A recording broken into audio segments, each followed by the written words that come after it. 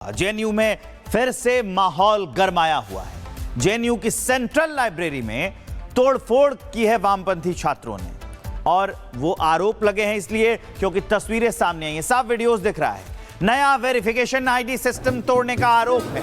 ABVP ने left पर अराजकता का आरोप लगाया है। जेएनयू एसयू उपाध्यक्ष गोपिका बाबू पर तोड़फोड़ का आरोप है, और उस वक्त कैसे तोड़फोड़ की गई थी, उस नए फेशियल रिकॉग्निशन सिस्टम को कैसे तोड़ा गया था, उसकी तस्वीरें हम आपको दिखा रहे हैं और उस पर एक रिपोर्ट भी आपको दिखाते हैं।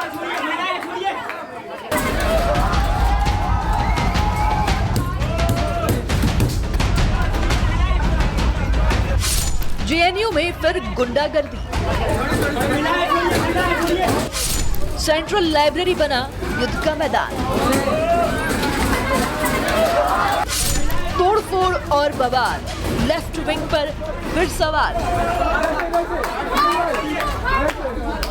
तस्वीरें देश की प्रतिष्ठित यूनिवर्सिटी जवाहरलाल नेहरू विश्वविद्यालय कैंपस की है, जहां लेफ्ट विंग के छात्रों ने यूनिवर्सिटी कैंपस में बने लाइब्रेरी कैंपस के प्रवेश द्वार पर हमला बोल दिया है।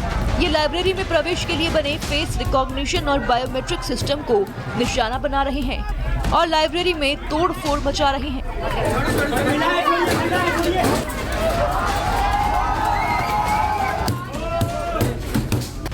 जानकारी के मुताबिक ये हंगामा जेएनयू में तब हुआ जब विश्वविद्यालय प्रशासन ने बीते दिनों लाइब्रेरी में आने वाले बाहरी लोगों की आवाजाही रोकने के लिए गेट पर नया डिजिटल सिस्टम लगवा दिया, जिससे नाराज लेफ्ट विंग के छात्र शनिवार को लाइब्रेरी के प्रवेश द्वार पर जुट गए और यहां हंगामा शुरू कर दिया।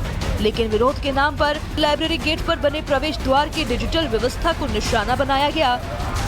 ये जो लाइब्रेरी में फेशियल रिकॉग्निशन सिस्टम लगाया गया था जेएनयू एडमिन के द्वारा, वो छात्रों से बिना बात किए, बिना संवाद किए लगाया गया था, और उसमें छात्रों के पैसों का, टैक्स पेयर्स का, इंडिया के टैक्स पेयर्स का पैसों को यूज करके उसे लगवाया गया था, जिसको लेफ्ट वामपंथी गुंडों ने आके ना बात करते हुए उसे तोड़ दिया, उसे सब कुछ बर्बाद कर दिया, और ये हमारे पैसे का हनन किया गया है। इस तोड़फोड़ के खिलाफ एबीवीपी के छात्रों ने आरोप लगाया है कि जब भी यूनिवर्सिटी में किसी मुद्दे पर विवाद होता है तो वामपंथी छात्र प्रशासनिक फैसले पर संवाद की बजाय हिंसक रास्ता अख्तियार करते हैं, जिससे यूनिवर्सिटी का शैक्षणिक माहौल प्रभावित होता है और छात्र सीधे तौर पर प्रभावित होते हैं। जो विश्वविद्यालय प्रशासन है, इसने बिना किसी स्टूडेंट कॉन्सेंट के, बिना किसी स्टूडेंट को कॉन्फिडेंस में लिए हुए जेएनयू सेंट्रल लाइब्रेरी का जो एंट्रेंस है वहाँ पर फेशियल रिकॉग्निशन गेट लगवाया, और उसके बाद से ये लेफ्टिस्ट गुंडे जाकर के वहाँ तोड़फोड़ मचाए। उस पूरे मशीन जो वहाँ लगी थी उसको पूरी तरीके से ध्वस्त कर दिए, तहस नहस कर दिए। हम देख रहे हैं, और यही इनका एक्टिविज्म रहा है तोड़फोड़ का। पिछले 15 वर्षों से भी ज़्यादा से जेएनयू एसयू में ये लोग हैं, लेकिन कभी भी इन्होंने जो विद्यार्थी, जेएनयू के विद्यार्थी हैं, उनके वास्तविक मुद्दे को उठाया नहीं है। हमेशा तोड़फोड़ की राजनीति की है। सीताराम येचुरी के कालखंड से ले करके और अभी तक जो है ये तोड़फोड़ ही करते आ रहे हैं, और उसी को क्रांति का नाम देते हैं, उसी को एक्टिविज्म का नाम। फेशियल रिकॉग्निशन का आप समर्थन साथ दे रहे हैं कि क्या कह रहे हैं आप? अखिल भारतीय विद्यार्थी परिषद की ये मांग है, जो जेएनयू के विद्यार्थियों की मांग है। जेएनयू के विद्यार्थियों की मांग ये है कि पहले जो रीडिंग रूम है उसकी कैपेसिटी बढ़ाई जाए। रीडिंग रूम की कैपेसिटी बहुत ही कम है, और जितनी कैपेसिटी है उससे कई गुना अधिक यहाँ पर छात्रों की संख्या है। छात्रों का भी कहना है कि फेशियल रिकॉग्निशन नहीं होना चाहिए। पहले मूलभूत जो समस्याएं हैं विश्वविद्यालय प्रशासन को उसका समाधान करना चाहिए, उसके बाद फेशियल रिकॉग्निशन गेट लगाए, कुछ भी लगाए। बहरहाल केंद्रीय विश्वविद्यालय के लाइब्रेरी में की गई इस गुंडागर्दी का वीडियो भी मौजूद है, जिसमें तोड़फोड़ करने वाले छात्रों की पहचान हो चुकी है। जेएनयू प्रशासन ने घटना को लेकर सुरक्षा रिपोर्ट तलब कर ली है और दोषी छात्रों के खिलाफ अनुशासनिक कार्रवाई की तैयारी शुरू कर दी है। जेएनयू प्रशासन का साफ कहना है कि निजता के नाम पर गुंडागर्दी करने वालों को किसी भी हाल में यूनिवर्सिटी कैंपस में अराजकता फैलाने की अनुमति नहीं दी जाएगी। Bureau report, Republic Bharat. तो जेएनयू में फेशियल रिकॉग्निशन सिस्टम को लेकर क्यों हुआ बवाल, ये सोचने वाली बात है। क्यों तोड़फोड़ की गई, जबकि उसके लिए एक व्यवस्था बनी है कि अगर आपको कोई नई चीज़ नहीं पसंद आ रही है, अगर आपको उससे कोई दिक्कत है, तो आप जाके यूनिवर्सिटी प्रशासन से बाकायदा एक शिकायत कर सकते हैं और उसके बाद उसको निपटारा किया जाएगा। लेकिन ऐसा क्यों, तोड़फोड़ क्यों, अराजकता क्यों, उस पर एक ग्राउंड रिपोर्ट। जेएनयू की लाइब्रेरी के अंदर जिस तरीके से तोड़फोड़ की गई, एबीपी के कुछ छात्र हैं, उन्हीं से बात करते कार्यकर्ता है और जानेंगे क्या कुछ था मामला। एक लाइब्रेरी के अंदर तोड़फोड़ की एक वीडियो सामने आ रही है, आप लोगों का क्या कुछ कहना है, क्या नाम है आपका?